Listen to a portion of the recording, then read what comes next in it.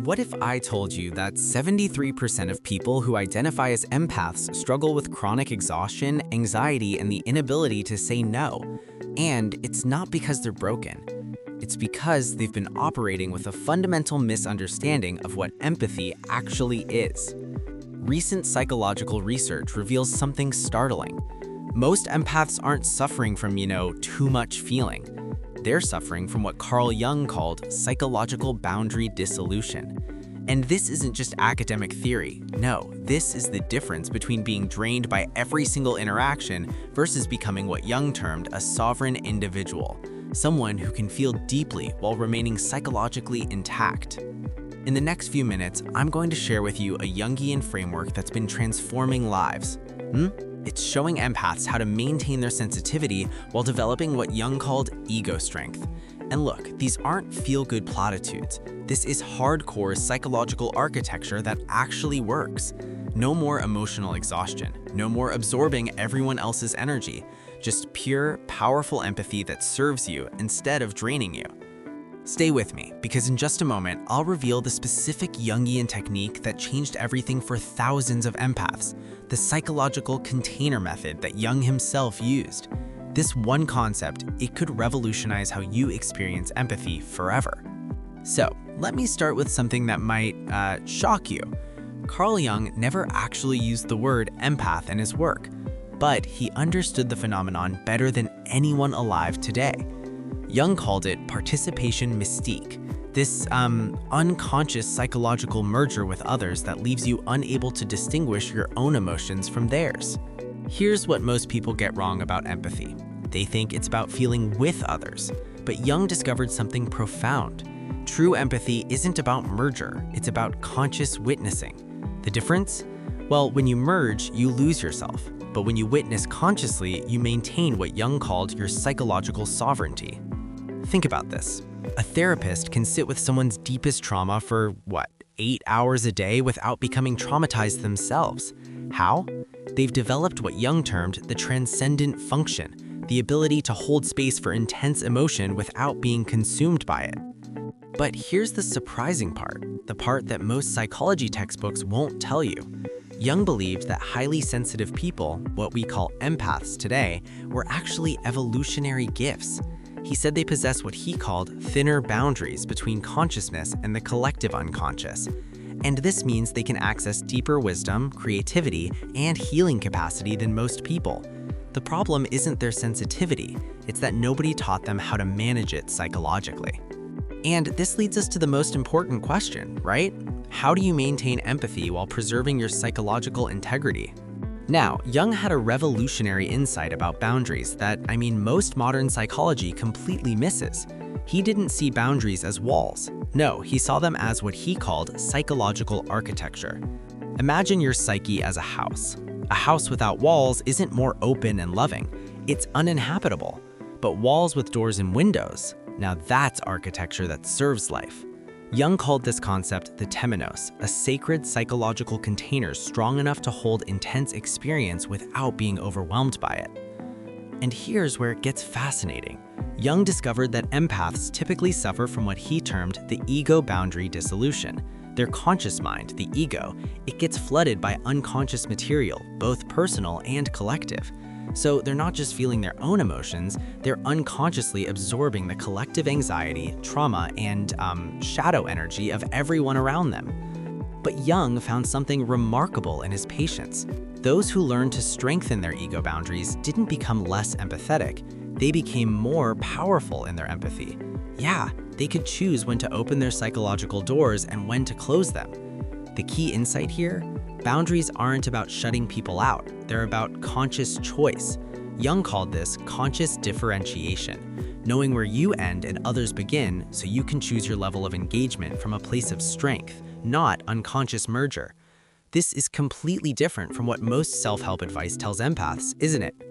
Okay, so Jung identified 4 essential components for developing what he called ego strength.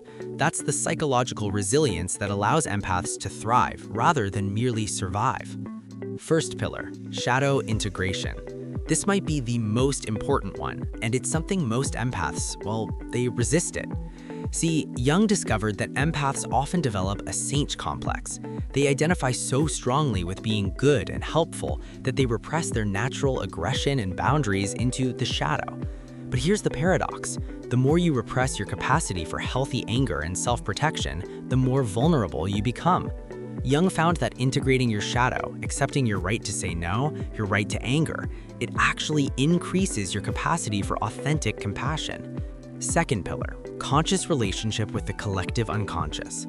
Jung believed that empaths are naturally more connected to what he called the collective unconscious, this shared psychological substrate of humanity.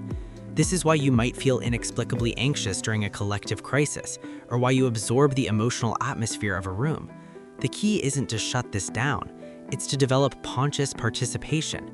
Instead of unconsciously absorbing collective energy, you learn to witness it. You become an observer, not a victim. Third pillar, the development of the transcendent function. This is Jung's term for the capacity to hold paradox, to be both sensitive and boundaried, both open and protected. He found that mature empaths can hold these opposite qualities at the same time.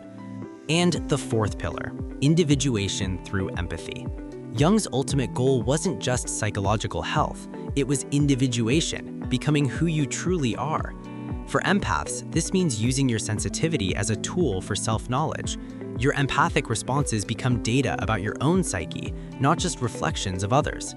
Hey, before we continue, I want to ask you something. If this framework is resonating with you, would you consider giving this video a like and hitting that subscribe button? It really helps more empaths discover these life-changing insights. And make sure to ring that notification bell because next week I'm diving deep into Jung's active imagination techniques for empaths. Okay, now here's the technique I promised you. Jung's psychological container method. This isn't theory anymore. This is practical psychology you can use immediately. Jung discovered that empaths need what he called a psychological temenos, a sacred inner space that's protected from unconscious invasion. Here's how you build it. Step 1. The consciousness boundary. Before you enter any emotionally charged situation, you create a conscious differentiation. You literally say to yourself, I am choosing to witness this experience consciously. I will remain aware of where I end and others begin. Step 2. The energy audit. During the interaction, Jung recommended what he called affect checking. Every few minutes, just pause and ask, what am I feeling right now? Is this emotion mine or am I unconsciously taking on someone else's stuff? And step 3, the conscious return. After any intense interaction, you do what Jung called psychological recollection. You consciously return your attention to your own center, your own values, your own emotional truth. You reclaim your psychological sovereignty. But here's what makes this so powerful. It's not about becoming cold or disconnected. It's about becoming consciously connected. You choose empathy from strength, not compulsion. Jung had this patient, a highly empathic woman, just exhausted by her family's drama. After learning these techniques, she wrote to him, I can still feel their pain, but I no longer carry it. I can offer compassion without sacrifice. I'm finally myself again. Jung's ultimate vision for empaths was what we might call the sovereign empath, someone who has integrated their sensitivity with their strength, their openness with their boundaries. This isn't about becoming selfish or closed off. No, it's about what Jung called individuated service, serving others from a place of psychological wholeness, not compulsion or people-pleasing. Jung believed that empaths who did this work became what he termed wounded healers, people whose sensitivity, integrated with wisdom, becomes a gift to the world. They don't just survive their empathy, they transform it into conscious power. And the research backs this up. Studies show that people with healthy psychological boundaries actually display more effective empathy.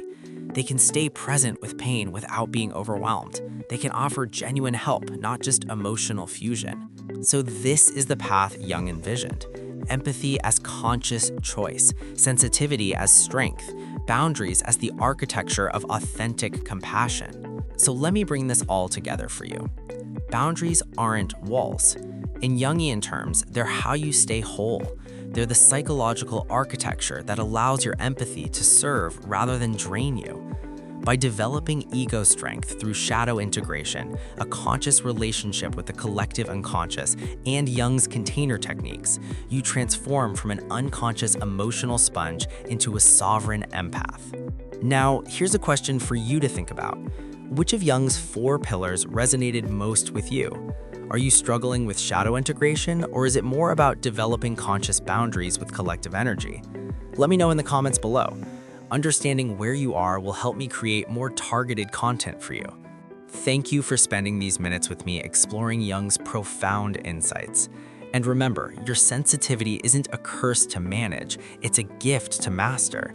The difference lies in developing the psychological architecture that allows you to choose empathy from strength rather than unconscious compulsion.